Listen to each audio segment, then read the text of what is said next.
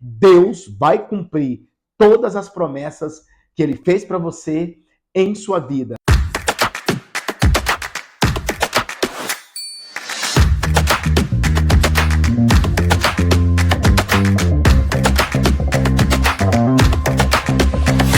Olá, a paz do Senhor Jesus para você que me assiste. Que alegria imensa poder estar aqui com você novamente, após um período aí, né, de férias. Tivemos aí o período de Natal, Ano Novo. Acredito que você também deve ter viajado. Acredito que você deve ter tirado aí um tempinho para sua família, né? Afinal de contas, é tão bom ficar perto de pessoas que nós amamos, pessoas também que nos amam, né, e que querem o nosso bem. Afinal de contas, irmãos, há tempo para todas as coisas.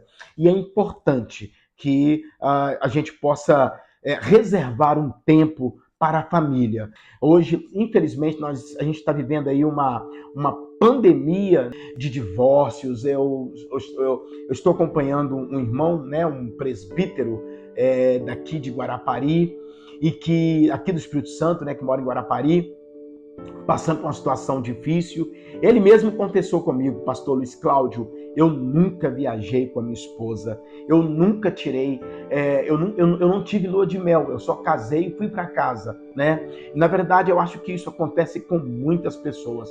Eu estava nesse final de semana em um chá de bebê, com o pessoal da igreja, né, do nosso ministério. As irmãs fizeram uma surpresa para minha esposa e ganhamos muitas fraldas, muitos presentes, né, para a nossa pequena Sara Vitória, que está chegando por aí já nas próximas semanas.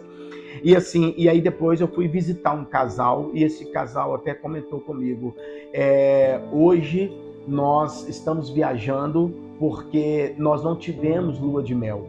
Que bom, né, que eles conseguiram se fortalecer mesmo em meio de tantas dificuldades. Infelizmente, nós temos hoje casais, homens de Deus, mulheres de Deus, que estão passando por momentos difíceis, até mesmo, né, em seus relacionamentos, no seu casamento, estão separados, estão divorciados, porque foram negligentes lá atrás. Em Jeremias, no capítulo 29, especificamente no versículo 11, o profeta, em seu livro, inspirado por Deus, né, deixa registrado uma das passagens mais lindas, né, uma passagem de esperança, né, de consolo e também de esperança no Antigo Testamento, que está assim, no versículo 11: porque eu bem sei os pensamentos que penso de vós, diz o Senhor, pensamentos de paz e não de mal, para vos dar o que esperais. Amém? E eu venho aqui te perguntar, o que você espera? Quais são as suas esperanças? Quais são as suas expectativas para 2025?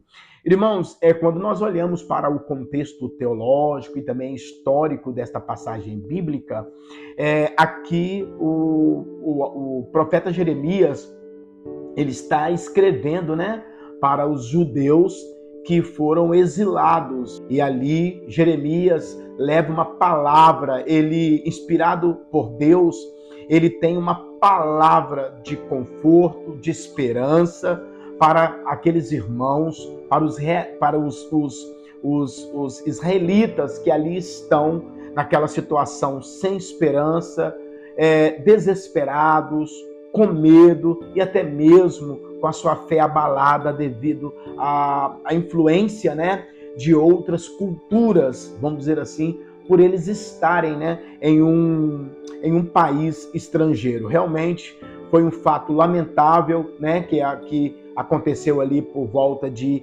586, 587 aproximadamente antes de Cristo.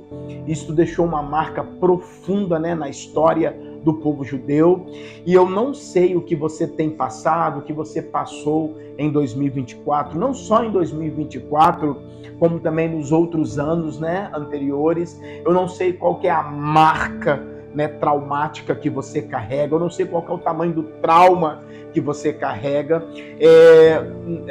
Na psicanálise, nós temos um estudo, né, que é voltado para destravar as emoções, né? Lamentavelmente, hoje nós temos pessoas feridas dentro das igrejas, pessoas isoladas, pessoas desprezadas, pessoas que foram abandonadas até mesmo pela igreja, abandonadas pelo ministério, abandonadas pela família, abandonadas pela esposa, né? A qual, infelizmente, 2024 foi um ano ruim para muitas pessoas. Eu posso imaginar aqui, né, com a ajuda do Espírito Santo, o tamanho do luto que os israelitas, né, vamos dizer assim, os judeus ali viveram, sendo arrancados ali da sua terra natal, dos seios da sua família,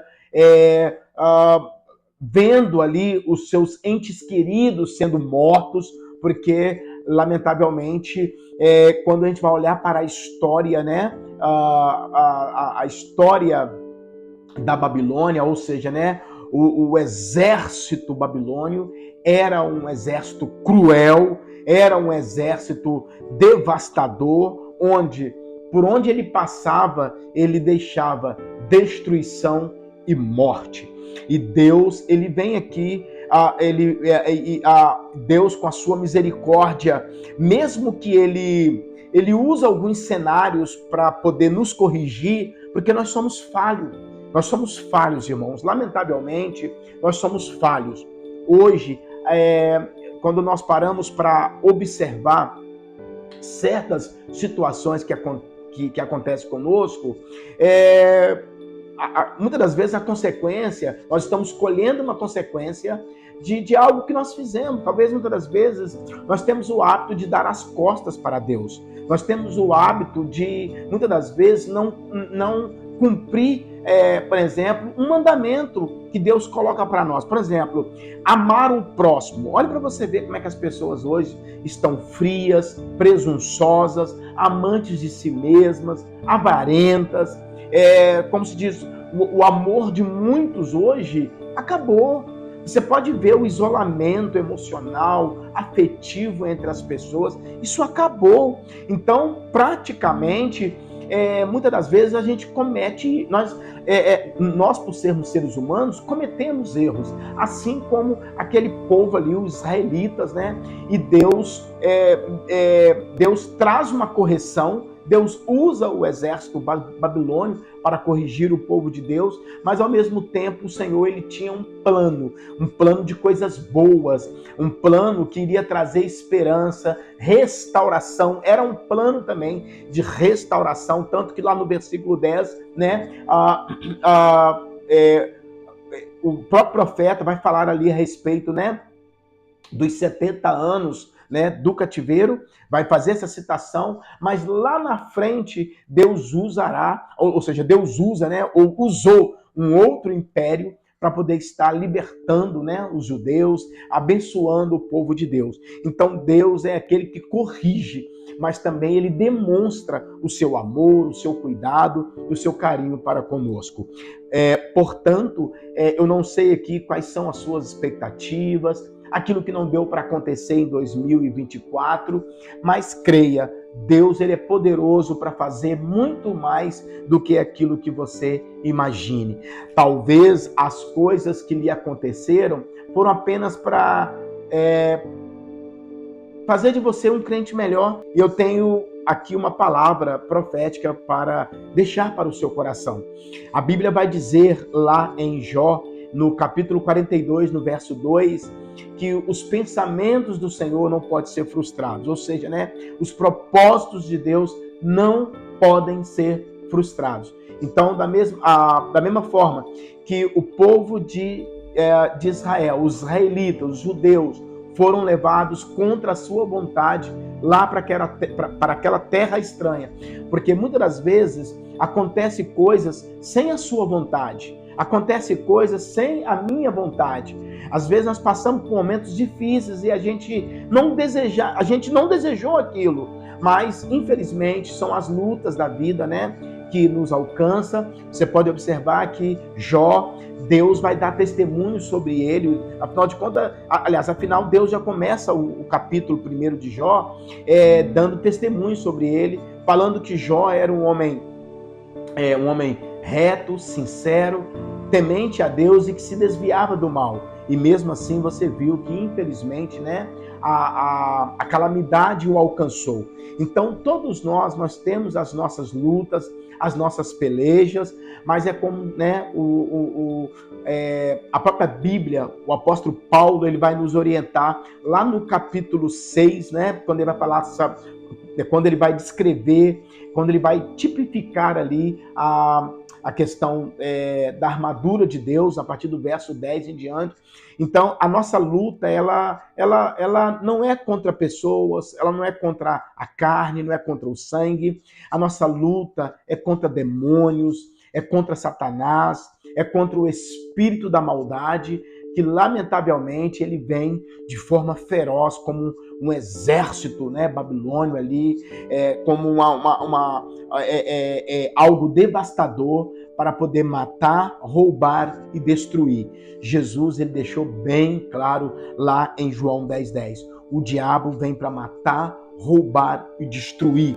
Então, o inimigo das nossas almas, ele vem para tentar nos destruir.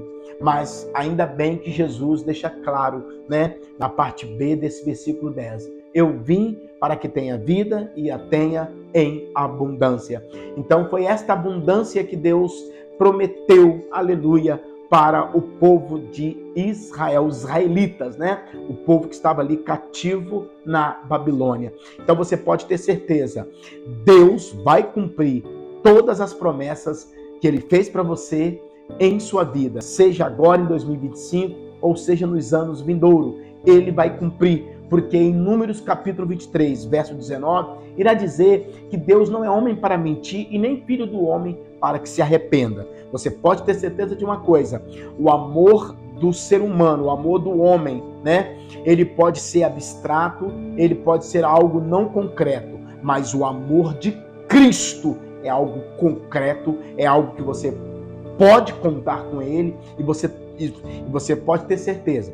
O mesmo amor que Deus teve com aquele povo ali, né, na Babilônia, é o mesmo Deus que hoje tem amor por você, tem amor por mim e está falando conosco.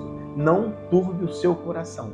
Eu estou contigo, eu sou com vocês. Amém? Que Deus abençoe a sua vida, que Deus abençoe também, né, este primeiro dia de fevereiro, né, que Deus possa continuar te abençoando poderosamente. Que Deus te abençoe. Não deixe de estar orando, né, por mim, pela minha família.